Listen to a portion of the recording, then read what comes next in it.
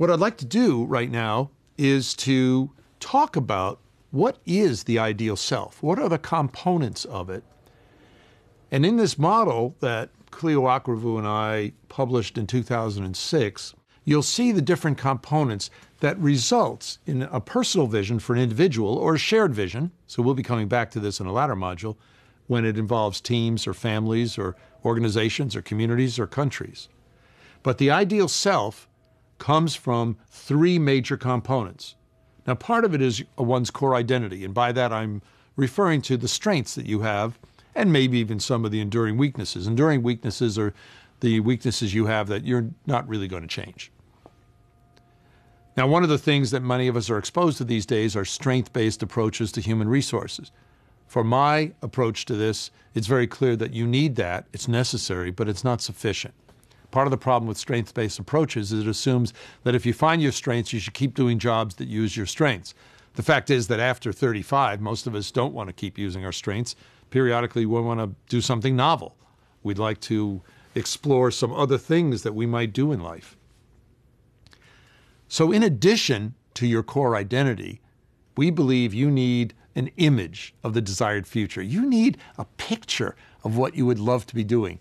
Now, that can come from a person's sense of what they're passionate about, or some sense of calling or deeper purpose, your legacy. It could come from your values and your philosophy. It could come from where you are in your life stages or cycles. Or it could come from your dreams, your fantasies. But all of this moves together to create an image that is the second major component of the ideal self. The third component is the emotional driver, really emerging from a sense of efficacy, a belief in your future, feasibility, about an optimism to hope. When we help people in our programs that I referred to in the last module, we have people develop a written vision. And if you're participating in one of the more active courses in the offerings, that one of the things you'll do is go through a series of exercises in Chapter 4 of our book, Becoming a Resonant Leader, that tap every one of these elements. But in the process, you're developing a picture of your ideal self. Now, what I'd like you to do right now is an exercise. So I'm about to give you 3 exercises, and you could do any one of them. I'd like you to, after I explain them, I'll say, now hit the pause button. And remember, if you don't do the exercises, you're not getting much out of these modules. I mean, you probably have more fun watching a really good show on television. But if you're going to learn something from it, it really is worth dabbling in the exercises. So here are the questions. I'd like you to write some notes in your response to one or more of these 3 questions. 1, list the 27 things I would like to do or experience before I die. Why 27? I want you to say something more detailed than travel. You know, if you put travel, travel where? Specifically where? How long would you like to stay? Are you going on a tour or are you living there?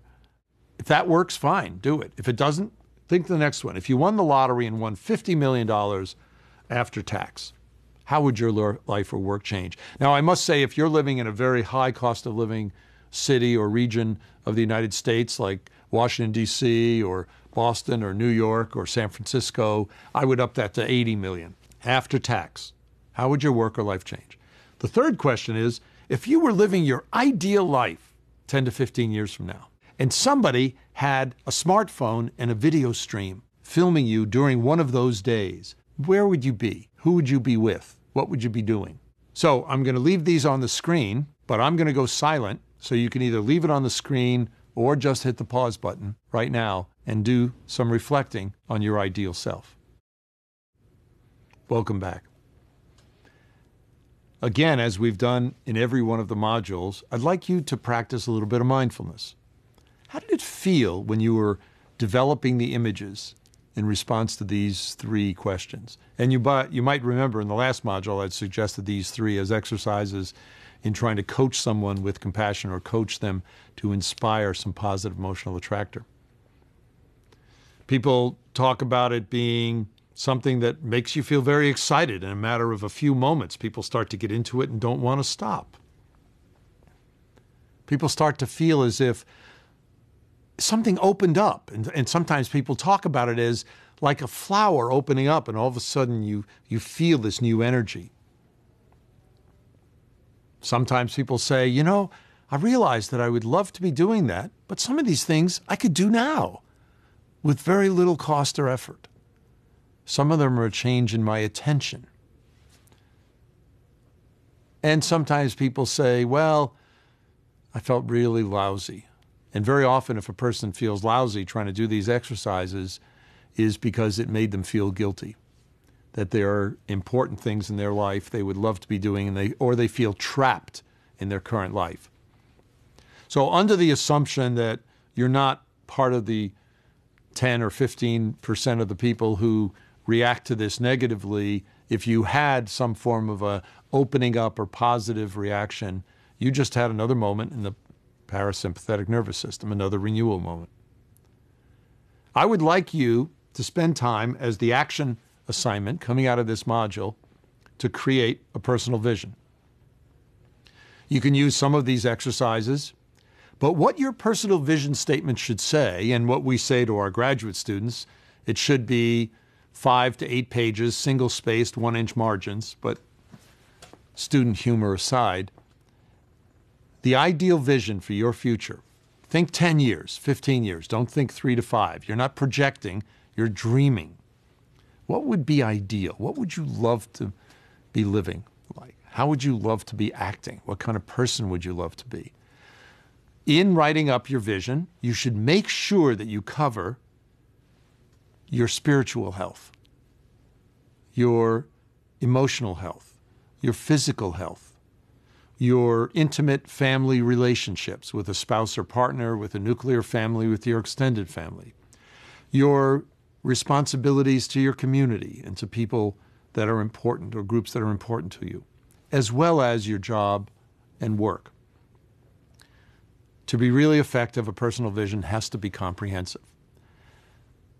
And very often you don't develop this in isolation. You have to talk to people about it.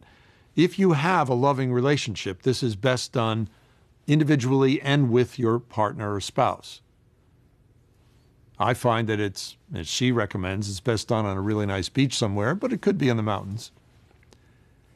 And if you take the time, which sometimes will take 3 or 4 weeks to develop this image, if you take the time to do it, you don't have to do it every year. Once every 5 or 7 years is probably enough. But what you need is your own dream, your own vision. And if you're in a loving relationship, your spouse or partner needs their vision, and you need a third one that's your shared vision. So whether the action learning assignment is to talk about it after you draft your vision with your members of your personal board of directors, or to develop this with your spouse or partner, I hope you enjoy moving yourself and some other people into the positive emotional attractor. In the next module, we'll be exploring some other aspects of how do we engage the positive emotional attractor with other people. Thank you.